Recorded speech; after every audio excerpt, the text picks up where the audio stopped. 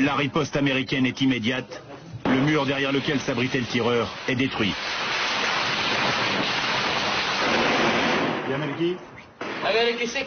Les Américains sont des malades.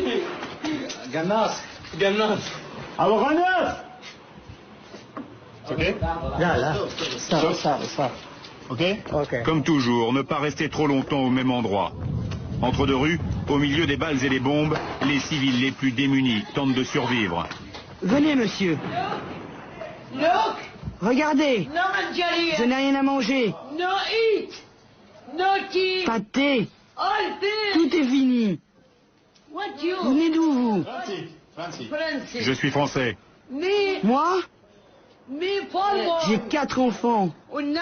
Regardez où je vis. Je dors ici. Sleep here.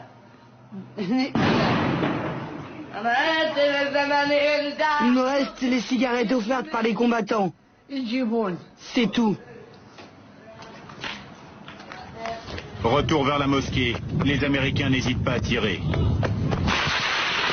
De l'autre côté de la place, des combattants désormais habitués à ma présence me demandent si tout va bien. Ok, t'es bien rentré? Il y a des chars là-bas qui tirent. Et des snipers aussi. Inch'Allah.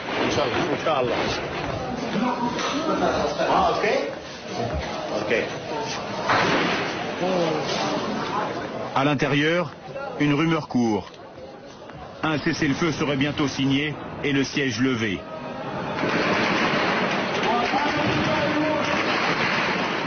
C'est la voix qui s'échappe du minaret qui donne les dernières nouvelles. Mon interprète me les traduit.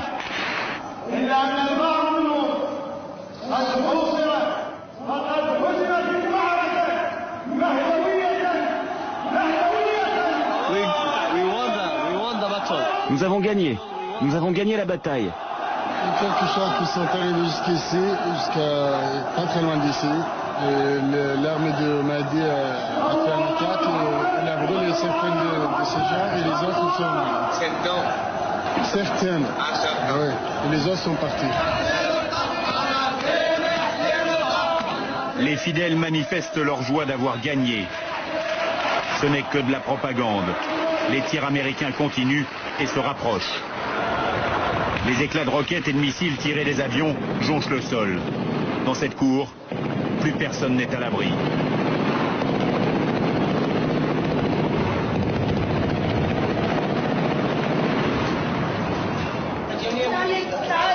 Ahmed. تعال أحمد.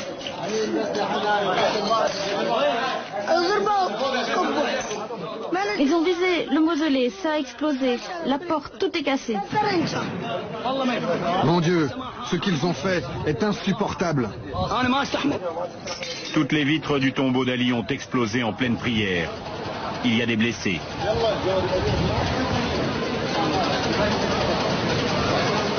Voilà tous les blessés. 1, 2, 3, 4. C'est contre l'islam, ça. Un bombardement pendant que les musulmans sont en train de prier. C'est invraisemblable. Pour une fois, le haut-parleur du minaret délivre une information bien réelle. Des manifestants chiites venus de tout l'Irak s'approchent du mausolée.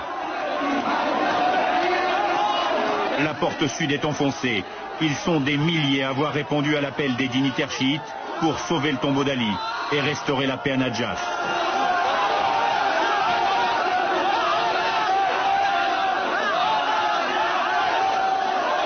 La grande majorité des manifestants n'est pas favorable à Moqtada Sadr. Elle soutient l'ayatollah Sistani, un modéré. C'est grâce à lui que la crise a été dénouée.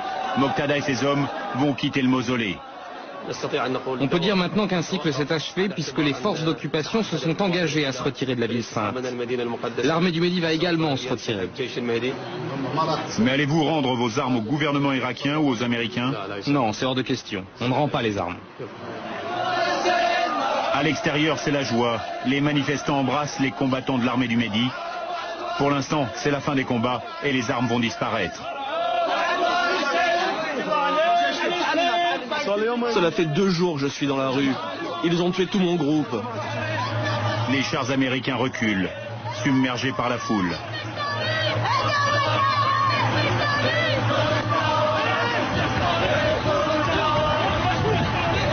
Qu'est-ce que vous allez faire maintenant? J'en ai aucune.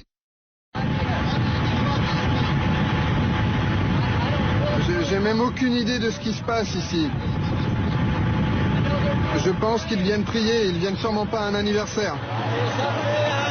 Aujourd'hui, les chiites ont retrouvé une certaine unité au détriment des Américains et du gouvernement irakien. Bush est foutu. Le gouvernement irakien est foutu. L'Amérique est foutu. Vive le Mehdi, vive Sistani, vive Sader, vive l'Irak. Vous pouvez enfin sortir? Oui, avec l'aide de Dieu. Il y a des blessés derrière. C'est notre première tournée pour évacuer les blessés. Tout va bien, tout va bien. Nous sommes heureux maintenant. La victoire. Les chiites ont le sentiment. Nadjaf est pour l'instant pacifié, mais l'Irak reste un pays en guerre.